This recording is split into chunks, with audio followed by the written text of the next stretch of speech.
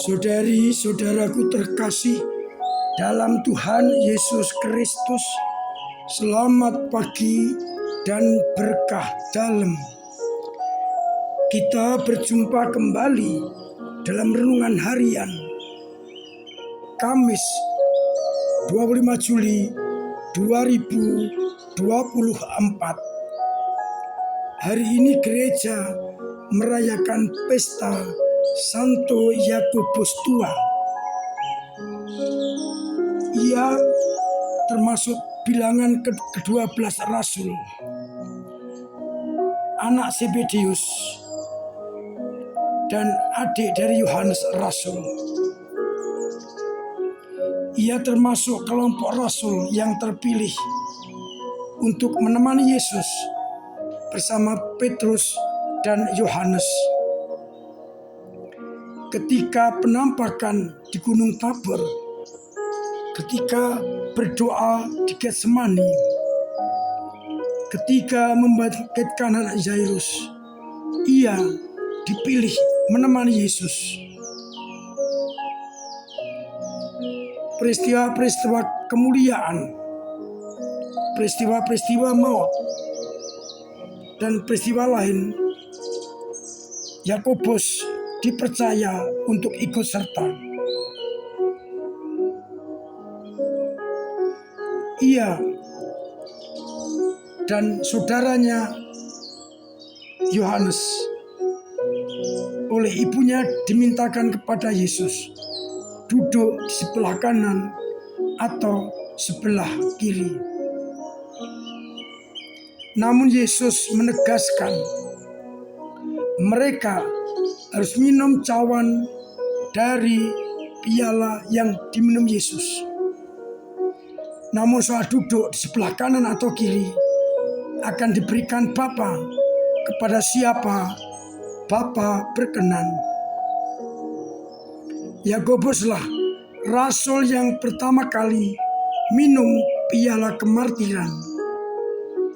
Atas perintah Herodes Agripa pertama, ia dihukum pancung pada tahun 44. Kita bersyukur atas rasul ini yang gigih memperjuangkan iman akan Yesus Kristus. Kemartirannya menandai perkembangan gereja awal. Dengan darahnya, akhirnya gereja berkembang sampai hari ini.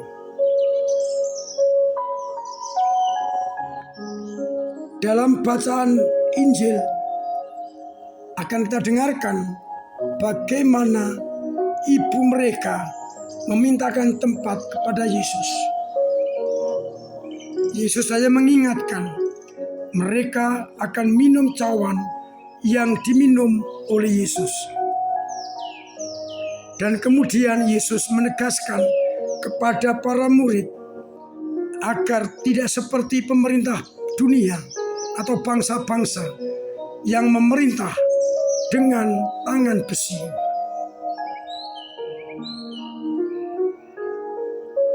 Oleh karena itu, kita mohon agar kita pun dimampukan untuk benar-benar setia mengikuti Yesus Kristus.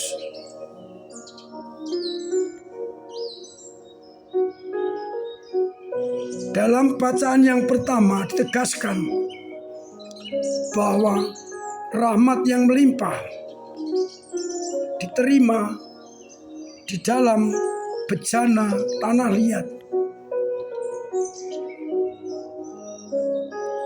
Ini mau dikatakan bahwa kita lemah, kita rapuh. Oleh karena itu, kita diajak mengandalkan Dia di atas segala-galanya. Saudara-saudaraku terkasih, 3 hal yang ingin saya sampaikan untuk permenungan kita. Yang pertama, dari bacaan pertama kita diingatkan kita bagaikan bejana, tanah liat yang rapuh, yang lemah, namun diisi oleh rahmat Allah. Agar bejana terpelihara, hendaknya kita mengandalkan Dia di atas segala-galanya. Oleh karena itu, kita diajak mengandalkan Dia agar bejana kita tetap utuh dan tidak pecah. Yesus menegaskan kepada kita dan para murid, menjadi murid tidak berarti mendapatkan kekuasaan duniawi, tetapi harus minum cawan yang diminum Yesus. Cawan berarti kesengsaraan. Setiap orang yang mau ikut Yesus harus menyangkal diri, memangku salib dan ikut Yesus. Siap dibenci oleh dunia. Itulah cawan yang harus kita minum. Kita diajak sadar, ikut Yesus berarti ambil bagian dalam salibnya. Kita harus tahu konsekuensi, yakni menyangkal diri, memanggul salib sambil mengikuti Yesus.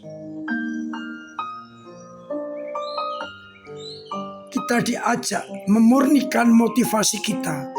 Untuk apa kita ikut Yesus? Dan kalau kita mendapatkan tantangan, kesulitan, itulah konsekuensi mengikuti Kristus.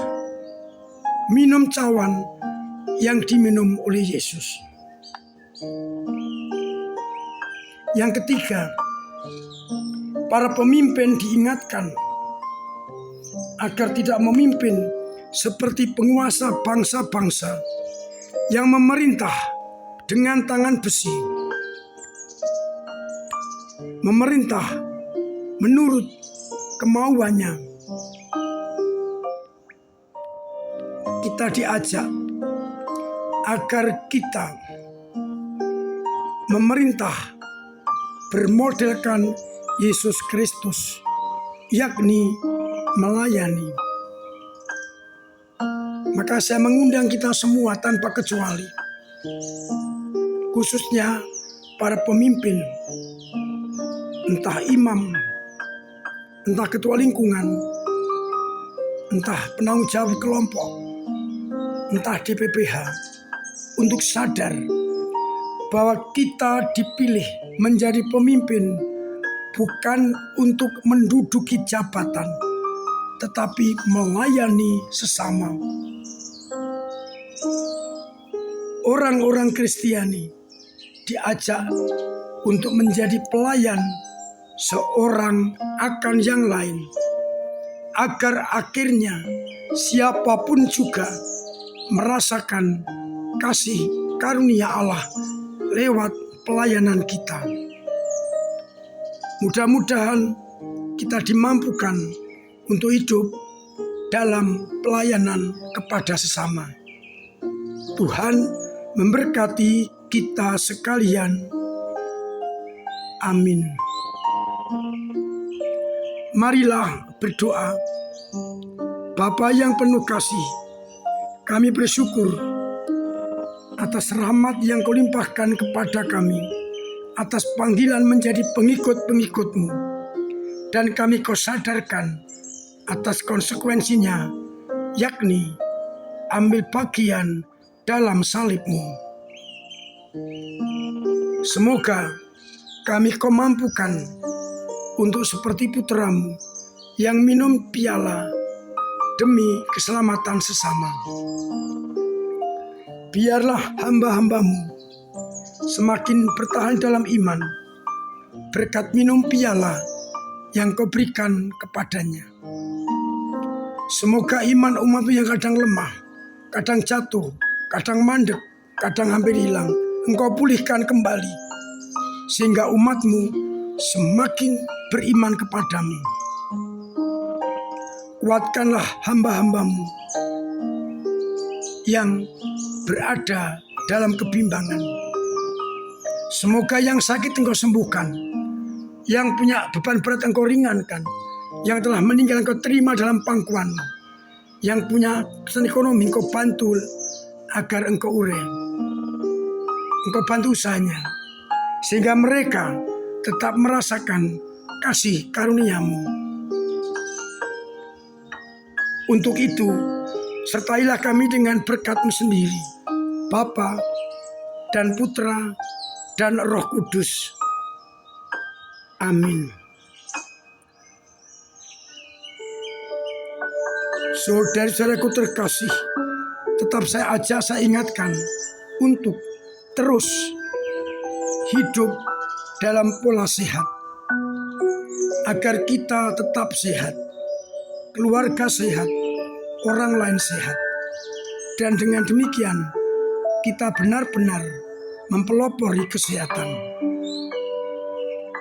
Terima kasih untuk semua usaha untuk terus-menerus berkontribusi kepada gereja, kepada lingkungan, lewat doa-doa, lewat karya, lewat tenaga, dan lewat dana, agar akhirnya semua orang boleh mengalami kasih karunia Allah lewat pelayan penjenengan. Talenta-talenta kita sumbangkan kepada gereja lewat lingkungan, agar lingkungan semakin hidup. Mari kita berkontribusi mensukseskan perayaan ulang tahun gereja dengan berbagai macam kegiatan. Donor darah, lomba-lomba, karaoke, lansia dan pia, seminar-seminar, jalan sehat yang akan dimeriahkan dengan seragam kaos. Maka mari kita beli kaos seragam untuk jalan sehat yang menampakkan identitas kita. Semoga dengan ulang tahun gereja kita semakin dewasa dan semakin berkontribusi untuk masyarakat. OMK saya undang untuk ikut OMK Camp tanggal 3 dan 4. Ketua lingkungan saya ingatkan agar mengirimkan sebanyak mungkin OMK, agar mereka bisa bergabung dengan lingkungan lain, siap untuk menerima estafet kepemimpinan. Biarlah akhirnya OMK semakin tumbuh dan berkembang.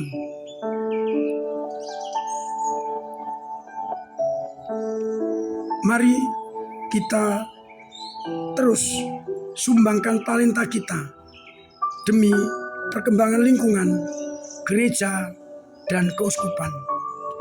Akhirnya saya mengucapkan selamat pagi, selamat merenungkan, salam sehat, Tuhan memberkati.